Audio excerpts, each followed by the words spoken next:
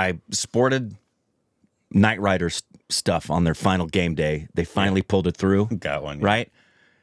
Test match cricket. Yeah. The last round of that. India. Yeah. Beat up on England. Then Yankees. They finally broke their slump. Beat the Mets. Dodgers are slumping really bad, so I had to start representing and going in. And I talked to the girl at Starbucks who loves the Dodgers. We were talking about it a lot, but Dodgers are sucking right now. They need to. They need me to go to the games. No, they need you to stay far away because when you're there, 11. The aroma of your butt. 11-0. Until they you actually do need to go to the game. Until they put in the non-pitcher. They were literally up 11-0. Yeah. Anyways. The biggest, the baddest, wackiest, funniest, filmiest show on earth. Never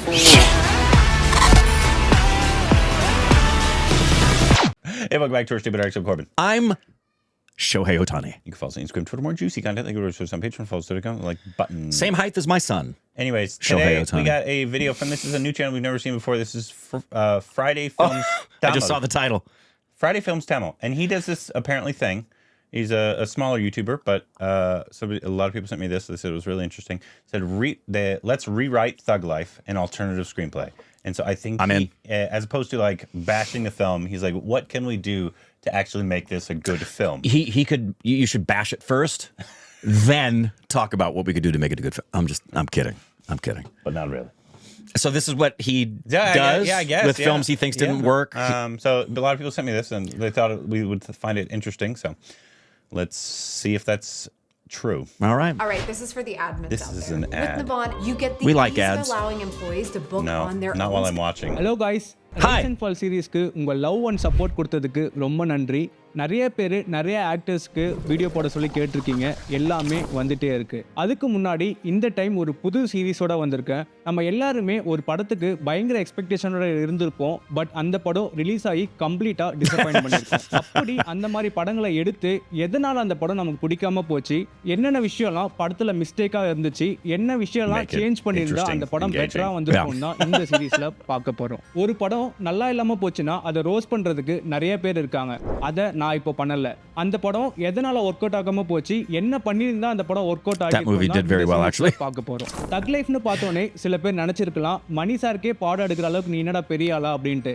அதான் இல்லை. சின்ன வயசில் ஒரு actor பின்னாடி ஓடிட்டு இருந்த நம்ம ஜென்ரேஷனை film மேக்கர்ஸ்க்கான கியூரியாசிட்டியை தளபதி, நாயகன், மௌனராகம் மாதிரி படங்களை பண்ணி வர வச்சவர் தான் மணி சார், கமல் சார் எல்லாருமே மாஸ்டர்ஸ். அவங்க கிட்ட தான் நம்ம சினிமா கற்றுக்கிட்டும் இருக்கோம். மணி சார் அவரோட புக்லேயே அவர் மென்ஷன் பண்ணியிருக்காரு, என்னோட படங்கள் எல்லாமே யூஷுவலான ஸ்ட்ரக்சரில் இருக்காது, நான் இன்டென்ஷனாக தான் டிஃப்ரெண்ட்டாக பண்ணுறேன் அப்படின்ட்டு. அலைப்பாய்தைக்கு அப்புறமே அவரோட படங்கள் எல்லாமே யூஷுவல் டெம்ப்ளேட்டில் இருக்காது. அது ஒரு புது ஸ்ட்ரக்சர், ஒரு புது ரிஸ்கி அப்ரோச்சில் தான் இருக்கும். அது ஒர்க் அவுட் ஆகும்போது மக்கள் கொண்டாடுறாங்க, அது ஒர்க் அவுட் ஆகாம போகும்போது டிசப்பாயிண்ட் ஆகுறாங்க. ஃபிலிம் மேக்கர்ஸ் ஒரு புது அப்ரோச் பண்ணி ஒரு புது கான்செப்ட்ல படம் எடுக்கலாம். ஆனா அவங்க ஒரு விஷயம் ஞாபகம் வச்சுக்கணும், அது காட்ட போறது நம்ம கிட்ட தான். சோ தக் லைஃப்ல என்னென்ன விஷயம் பெட்டராவே வந்திருக்கும் தான் இந்த வீடியோல பார்க்க போறோம். தக் லைஃப் படம் நீங்க பார்க்கலனா பார்த்துட்டு வாங்க, ஏன்னா இந்த வீடியோ ஃபுல்லா ஸ்பாயிலர்ஸ் இருக்கு. சேனல் நீங்க ஃபர்ஸ்ட் டைம் பாக்குறீங்கன்னா சேனலை மறக்காம சப்ஸ்கிரைப் பண்ணிட்டு வாங்க. வீடியோக்குள்ள போலாம்.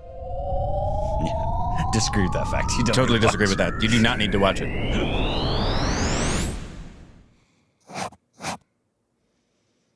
ஓப்பனிங்கில் ரங்கராய சக்திவேல் இடத்துல ஷூட் அவுட் நடக்குது. சிம்புவோட அப்பா இறந்துடுறாரு. சிம்பு அவங்க தங்கச்சியும் தொலைஞ்சிடுறாங்க. கமல் சிம்புவை அவர் கூட கூட்டிட்டு போயிடுறாரு. அந்த இடத்துல ஷூட் அவுட் நடக்கும்போது எதுக்குடா சின்சியரா பேப்பர் போடுறான்னு தோணிருக்கும். பட் ஓவராலா இந்த சீன் எனக்கு ஒர்க் அவுட் ஆயிருந்துச்சு. ஆனா பிரச்சனையே இதுக்கப்புறம் தான் ஆரம்பிச்சது.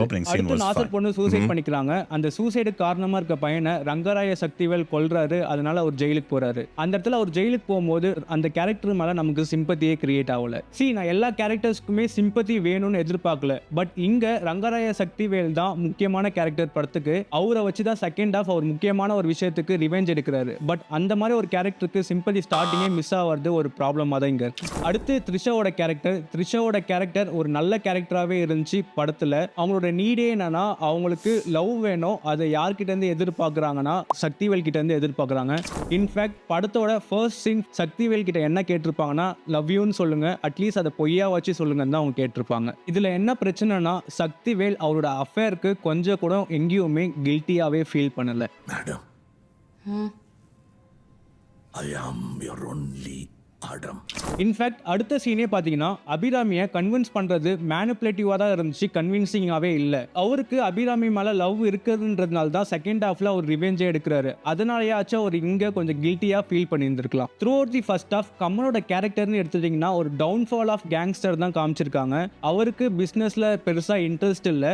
அதுக்கப்புறம் சிம்பு சொல்கிறத தான் எல்லாருமே கேட்க ஆரம்பிச்சிடுறாங்க. அவருக்கு ரெஸ்பெக்ட் அதிகமாக இருக்கிறதுனால அதனால கமல் ஜெலசியாக ஃபீல் பண்ணுறாரு. அப்படியே சிம்புவோட கேரக்டர் அமர் எடுத்துட்டிங்கன்னா அது ஒரு பெயின்ஃபுல்லான கேரக்டர். அப்பாவை இழந்த வழி, தங்கச்சியை தொலைச்ச வழின்னு ஒரு பெயின்ல இருக்க ஒரு கிரேவான கேரக்டர். இருந்தாலும் அவர் லாயலா தான் இருப்பாரு. போக போக பதவிக்கு ஆசை வந்துடும். அதுக்கு முக்கிய காரணம் இந்திராணி. த்ரிஷாவோட கேரக்டர் பார்த்தீங்கன்னா அவங்க லைஃப்பில் ஸ்டார்டிங்லேருந்தே அவங்க ஆண்கள்னால கஷ்டத்தை மட்டும்தான் ஃபேஸ் பண்ணியிருக்காங்க. அவங்களோட எக்ஸ்பெக்டேஷன் லீஸ்ட் என்னவா இருக்குன்னா லவ். ஸோ இந்த 3 கேரக்டருமே படத்தில் ஒரு கிரே ஷேடோட தான் இருக்குது. ஃபர்ஸ்ட் டைம் படத்தில் லீட் கேரக்டர்ஸ் எல்லாருமே கிரே ஷேடில் இருக்கிறது பார்க்கறது ரெஃப்ரெஷிங்காகவே இருந்துச்சு. பட் என்ன பிரச்சனை, இந்த கேரக்டர்ஸ் கூட நம்மளால சுத்தமாக கனெக்டே பண்ண முடியல. கேரக்டர்ஸோட நம்மளுக்கு ஏன் கனெக்ஷன் இல்லாமல் போகுது? அவருக்கு ஒரு ப்ராப்பர் எஸ்டாப்ளிஷ்மெண்ட்டே இல்லாமல் போகுது. ஒரு கேரக்டரை ப்ராப்பராக எஸ்டாப்ளிஷ் பண்ணிட்டாங்கன்னா அந்த கேரக்டர் எவ்வளவு தப்பு பண்ணாலுமே நம்ம அந்த கேரக்டரை ரசிப்போம். For example Siddharth Abhimanyu. ரங்கராய சக்திவேல் யாரு, அவர் எங்கிருந்து வராரு, அவர் எப்படி இப்படி ஆனாருன்றத பிளாஷ்பேக்ல கூட காட்டாம அட்லீஸ்ட் கன்வின்சிங்கா ஏதாவது ஒரு சீனா இல்ல ஒரு மாண்டேஜஸ் மாதிரி காமிச்சிருந்திருக்கலாம். இது எதுவுமே காட்டாம அவருக்கு ஒரு அஃபேர் இருக்கு, அதை நினைச்சா ஒரு கில்ட்டியாவே ஃபீல் பண்ணலன்னு காட்டும் போது நம்மளுக்கு சுத்தமா அந்த கேரக்டர் கூட கனெக்ஷனே வரல. சோ ரங்கராய சக்திவேலோட கேரக்டரோட மேஜர் 2 ப்ராப்ளம் என்னன்னா, ஃபர்ஸ்ட் அவருக்கு ப்ராப்பர் எஸ்டாப்ளிஷ்மெண்ட் இல்ல. ரெண்டாவது அவர் த்ரிஷா கூட அஃபேர் இருக்கிறத நினைச்சு அவர் எங்கேயுமே கில்ட்டியா ஃபீல் பண்ணல. அதனால அவருக்கு உண்மையாலேயே அபிராமி மேல லவ் இருக்கா இல்லையான்றதே ஒழுங்காவே காமிக்கல ஃபர்ஸ்ட் ஹாஃப்ல. அடுத்து சிம்புவோட கேரக்டர் ஸ்டார்டிங்ல சின்ன வயசுல ரொம்ப ஸ்ட்ராங்கா காமிச்சிருப்பாங்க. ரொம்ப பெயின்ல இருக்க கேரக்டரா தான் இருக்கும். பட் ஃபர்ஸ்ட் ஹாஃப்லயே போக போக அந்த பெயின் சுத்தமா எங்கேயுமே காமிச்சிருக்க மாட்டாங்க. எந்த இடத்துலயுமே அவர் தங்கச்சியை தேடுறாரோ இல்ல தங்கச்சியை நினைச்சு ஃபீல் பண்ற மாதிரி எங்கேயுமே காமிச்சிருக்க மாட்டாங்க. இதை விட்டுட்டு இந்திராணி பின்னாடி சுத்த ஆரம்பிச்சிருவாரு. சந்திராவை தேட போய் இந்திராணி கிடைச்சதுனால இந்திராணி அமருக்கு தான் சொந்தம்னு ஒரு லாஜிக் வேற. இதனாலேயே சுத்தமா சிம்பு கேரக்டர் மேல கனெக்ட் இல்லாம போகுது. அமர் இந்திராணி இந்த லவ் ஆங்கிளே தூக்கி இருந்திருக்கலாம். ஏன்னா ரொம்ப காம்ப்ளிகேட்டடா விஷயம் ஒர்க் அவுட் ஆகிறதுக்கு ஒரு நூல் மேல நடக்கிற மாதிரி தான். கொஞ்சம் ஸ்லிப் ஆனாலுமே ஒர்க் அவுட் ஆகாம போயிடும். இப்ப எப்படி படம் ஒர்க் அவுட் ஆகாம போச்சோ. இதுக்கு பதில் அமர் ஒரு லாயலான பையன், அவர் போக போக பவருக்கு ஆசை வருது அப்படின்ற மாதிரி கொண்டு போயிருந்திருக்கலாம். நிறைய பேர் என்ன சொன்னாங்கன்னா, நாசர் ஒரு விஷயம் அமர் கிட்ட சொல்றாங்க, அது ஏன் பிளைண்டா அமர் நம்பிட்டு அப்படியே போறாரு, அது போய் ஒரு வார்த்தை சக்திவேல் கிட்ட கேட்டிருந்தா ஒரு கிளாரிஃபை கிடைச்சிருக்கும்னு சொல்லியிருந்தாங்க. எனக்கு என்ன தோணுச்சுன்னா, அமருக்கு ஆல்ரெடி அந்த டைம்ல பவர் மேலேயும் இந்திராணி மேலேயும் ஆசை வந்துடுச்சு. இது ரெண்டுத்துக்குமே இடைஞ்சலா இருக்கிறது சக்திவேல் தான். ஸோ சப்கான்ஷியஸா ஒரே ஒரு ரீசன் வேணும் சக்திவேலை எலிமினேட் பண்ண. ஸோ ஆப்வியஸா இதை அவர் யூஸ் பண்ணிக்கிறாரு. அதனால தான் நாதர் சொன்ன விஷயத்த பிளைண்டா நம்புறாரு அமர். த்ரிஷாவோட கேரக்டர் எடுத்துட்டீங்கன்னா அந்த கேரக்டர் ஒழுங்காவே எக்ஸ்ப்ளோர் பண்ணல.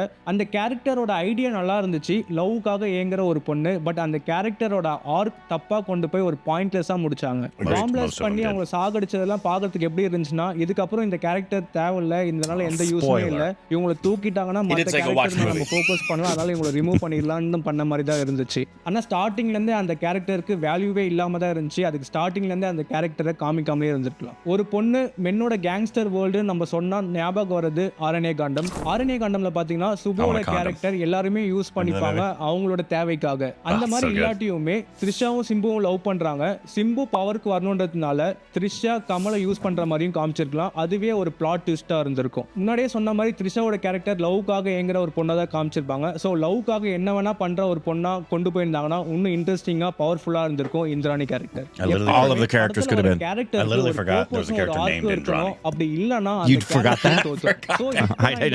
I did not. கேரக்டருக்கு இந்த சேஞ்சஸ் எல்லாமே பண்ணிருந்தாலே இந்த பிளாட்லயே இந்த படம் சூப்பரா ஒர்க் அவுட் ஆயிருந்திருக்கும். கேரக்டர்ஸ்ல மட்டும் தான் ப்ராப்ளம் இருக்கு, பிளாட்ல எந்த ப்ராப்ளமும் இல்லையான்னு கேட்டீங்கன்னா பிளாட்லயும் நிறைய ப்ராப்ளம் இருக்கு. ஓப்பனிங் சீன்ல ரங்கராய சக்திவேல் சொல்ற மாதிரி இது அவருக்கும் யமனுக்கும் நடக்கிற கதை. ஃபர்ஸ்ட் ஹாஃப் அந்த மாதிரி தான் இருந்துச்சு. பட் செகண்ட் ஹாஃப்ல Hello, my name is Adam Ferrari. Hi, Adam. Chief Executive Officer Shut of Phoenix Energy. the fuck up, white boy. எக்குசாவா வராருன்றதெல்லாம் கன்வின்சிங்காவே இல்லை. கில் பில் படத்துலயும் இந்த மாதிரி ஒரு செக்மெண்ட் தான் இருக்கும். அதுல உமா தர்மனோட ட்ரைனிங்கை டீட்டெயிலா காமிச்சிருப்பாங்க. அதனால அந்த படத்தோட டிராவல் பண்ணி போக முடிஞ்சது. இங்க அது மிஸ் ஆகுது. எல்லா டைமும் அந்த ப்ராசஸை காமிக்கணும், அப்பதான் கன்வின்சிங்கா இருக்கும் நான் சொல்ல வரல. அப்படி கன்வின்சிங்கா இல்லைன்னா கன்வின்ஸ் பண்ற மாதிரி ஏதாவது ஒன்று காமிச்சிருந்திருக்கணும். ஐஸ்வர்யா லட்சுமியோட கேரக்டரை லென்த்தியா காமிச்சிருக்கலாம்னு நிறைய பேர் சொன்னாங்க. பட் அந்த எமோஷன் ஒர்க் அவுட் ஆகாம போகிறதுக்கு அவங்க காரணம் இல்லை. அமரோட கேரக்டர் சின்ன வயசுல மட்டும் மட்டும்தான் தங்கச்சி மேல பாசம் இருக்க மாதிரி காமிச்சாங்க. Correct. அதுக்கப்புறம் அது எங்க போச்சுனே தெரியல. அதை பத்தி டீடைலிங் சுத்தமா எங்கேயுமே கொடுக்கல. அதனாலே அந்த எமோஷன் சுத்தமா கனெக்ட் ஆகாம போகுது. அப்புறம் எப்படி That's what it all கடைசியில boils அண்ணன் down தங்கச்சி to. ரெண்டு பேரும் சேர்றாங்கன்ற போது நமக்கு சந்தோஷம் வரும். Right. செகண்ட் We have ஹாஃப்ல no emotional connection to that. இருந்து நம்ம டிஸ்கனெக்ட் ஆகிடுறோம். Yep. எதனாலனா பீச்ல போயிட்டு அபிராமி கிட்ட பேசுறாங்க, ஃபீல் பண்றாங்க, எல்லாம் பண்றாங்க. அதுக்கு அடுத்த சீனே பாத்தீங்கன்னா போயிட்டு இந்திராணி பின்னாடி நிக்கிறாங்க. இப்படிலாம் பண்ணும்போது சுத்தமா வெறுப்பு தான் வருது அந்த கேரக்டர் மேல. செகண்ட் ஹாஃப்லயாவது சக்திவேல் அபிராமி கூட இருந்துட்டு அவங்க லவ்வை காமிச்சிட்டு இந்திராணி பின்னாடி போகாம இருந்திருக்கலாம். சோ தட் இந்திராணிக்கு புரிஞ்சிருக்கும் சக்திவேலுக்கு இந்திராணி மேல லவ் இல்லை அப்படின்ட்டு. அப்படி பண்ணியிருந்தா கூட இந்திராணியோட கேரக்டரால் கொஞ்சம் எக்ஸ்டெண்ட் ஆயிருக்கும், ரொம்ப டம்மியா முடிக்காம இருந்திருக்கலாம். அகைன் அண்ட் அகைன் ஒரு நல்ல படத்துக்கு கேரக்டர்ஸ் கூட கனெக்ட் ஆகி தான் படம் பார்க்கணும்னு இல்லை, படம் எங்கேஜிங்கா இருந்தா போதும். ஆனா நீங்க அஞ்சு வண்ண பூவே விண்வெளி நாயகான் போடும் போது ஆடியன்ஸ் எமோஷன் ஆகணும், கை தரணும்னு எதிர்பார்த்தீங்கன்னா நீங்க கேரக்டர் கூட ஸ்ட்ராங்கா கனெக்ட் பண்ணி இருந்திருக்கணும். அண்ட் செகண்ட் ஹாஃப்ல மேஜர் டிராபேக்கா என்ன இருந்துச்சுன்னா ஆப்வியஸா நமக்கு தெரிஞ்சிடுச்சு சக்திவேல் போய் ரிவெஞ்ச் தான் எடுக்க போறாருன்னு. எப்படியும் சக்திவேல் ஜோஜோ ஜார்ஜ் பாக்ஸ் நாசர்னு எல்லாரையும் சாவடிச்சுவாருன்னு நமக்கு தெரியும். அந்த ஃபைட் சீக்வன்ஸ் எல்லாத்தையுமே லென்த்தியா காமிக்காம ஒரு சிங்கிள் சீக்வன்ஸா காமிச்சிருந்தாங்கன்னா நல்லா இருந்திருக்கும். ஏன்னா அந்த போர்ஷன்ஸ் எல்லாமே ப்ரெடிக்டபிளா இருந்துச்சு, என்கேஜ்மெண்ட் ஃபேக்டர் சுத்தமா இல்ல. அண்ட் கிளைமேக்ஸ்ல பாத்தீங்கன்னா சக்திவேலோட எமோஷன் டுவர்ட்ஸ் சிம்பு என்னன்னே தெரியல. அவர் கொலை பண்ண வந்திருக்காரா இல்ல பழி வாங்க வந்திருக்காரா இல்ல தங்கச்சியை கண்டுபிடிச்சிட்டேன்னு சொல்ல வந்திருக்காரானே தெரியல. ஒரு கிளாரிட்டியே இல்ல அந்த இடத்துல. அதுக்கு முக்கிய காரணம் கேரக்டரைசேஷன்ல கிளாரிட்டி இல்லாததுதான். ஓவராலா தக் லைஃபோட ஐடியா கேரக்டர் எல்லாமே இன்ட்ரெஸ்டிங்கா இருந்துச்சு. அதை அவங்க ஒரு படி எக்ஸ்ட்ரா காம்ப்ளிகேட் பண்ணாம நமக்கு கொடுத்திருந்தா ஒரு நல்ல படம் நமக்கு கிடைச்சிருந்திருக்கும். யூசுவலா ஒரு படம் நல்லா இல்லைன்னா ரிவ்யூஸ் ரோஸ் பண்ணி அந்த படத்தை கடந்து போயிடுவாங்க. ஆக்சுவலா அந்த படத்துல என்ன தப்பா ஆச்சுன்னு பேசுறது இல்ல, அதை பத்தி பேசுற சீரிஸ் தான் இந்த சீரிஸ். அந்த சீரிஸோட ஃபர்ஸ்ட் எபிசோட் தான் இது. இந்த சீரிஸ் எப்படி இருக்குன்னு நீங்க கமெண்ட்ல சொல்லுங்க. மத்த வீடியோஸ் சப்போர்ட் பண்ற மாதிரி இந்த வீடியோஸும் சப்போர்ட் பண்ணுங்க. சேனலை ஃபர்ஸ்ட் டைம் பாக்குறீங்கன்னா சப்ஸ்கிரைப் பண்ணிடுங்க. அடுத்த வீடியோல சந்திக்கலாம். Yeah, and this is one that'll be talked about for a while because of the fact that it's Mani Ratnam and Kamal Hassan. I mean, the hype around this was astronomical. Yeah. For a film. For a long time. Yeah, especially with that teaser. Yeah. Which, you know. I agree with the majority. You do too. Agree with the majority of what he said. Yeah, and I mean, essentially it boils down to, and it started right. The only part of the film that I thought was really engaging was right at the beginning. The beginning. The guy that he taught. Right. That little, was it a flashback or whatever it was? In the beginning, I've completely forgot about the entire film now. But after that, like it's like a bunch of bland things that you don't care about and they don't try to make you invested at all. Correct. And everything he said was absolutely true. Lack of character arc, lack of clarity with the plot, lack of empathy because we don't really see any emotional connection for people. We just see these characters going through actions rather than people having behaviors. Yeah. And the other thing that was part of all of that, it's the result of that, is the word justification. Yeah. There really doesn't seem to be much justification behind anything other than you can see the justification is the writers were writing to continue the story versus there's an actual story going on here with actual characters with real needs and whys. And it's just convoluted. I don't know if it's because there were too many cooks in the kitchen or what it was. Maybe the only person that could answer that question would be Mani Ratnam. I'd love to hear him talk about that. I love it when filmmakers talk about what goes wrong in their films. Yeah. But I don't know that we ever will. Yeah, I don't know. I mean, it's definitely, of the films I've seen, his worst. Oh, without question. That we've seen. Without question. There might be some. Yeah, it's not even a close. No. Yeah. It's which is crazy, you know. Yeah. After coming back together after this long, and that's what you come out with. Yeah. It's just odd. And it doesn't diminish either of these two legends in terms of what they've done, what they are to cinema, how talented they are. Yeah. But, you know, sometimes you miss big. And the two things, everybody's human, and it also underscores hear this statement a lot, what a miracle a good film is. It is. It's literally, so many things have to go right to make a movie good that a lot of the time they just turn out like this. Yeah. So when you have a great movie, it's a little miracle. Yeah. Yeah.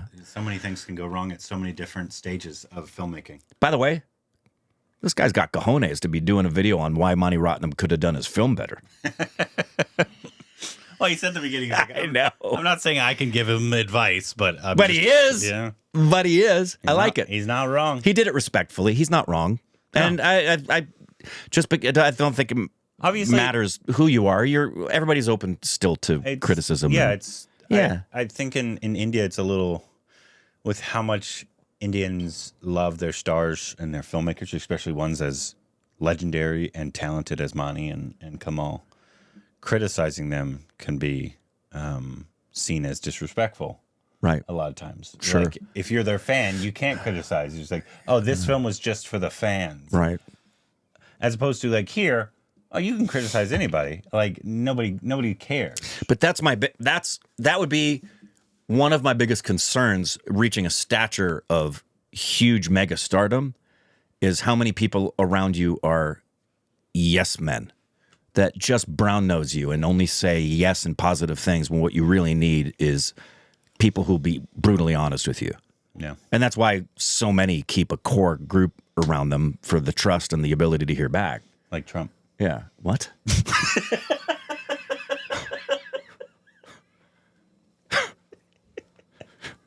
The quintessential example of what not Well, I don't know what you're talking about. that is. I don't know what you're talking about. Anyways, great video. Great video. Do more of these. These are I like it. fun. Also, should I wonder if we should put our favorite movies behind us. That's a lot of things to put on the wall there. We still don't have some legends up there. We have some legends off on the side that should be in the center. Yeah, but one I haven't changed it in a minute. We have Vikram up there. We have a couple posters. Yeah. You know who we don't have up there? That's Should it just be Dose? I don't understand. Like you only get put up on the wall once. That's not a bad idea. If you want to get on the wall, forget Topeka. They'll be crawling in my DMs now. Forget the Hollywood Walk of Fame, sister. You want your face on our wall? You have to become a Dosed. I like this idea. Except it's going to be. Although there's one honorary one until it happens. It needs to be at the top and it needs to be in a frame. Yogi Babu. Anyways, let us know what you thought about the video, what your thoughts on it are, anything else we need to know down below. The biggest, the baddest, wackiest, funniest, filmiest show on earth. Never forget.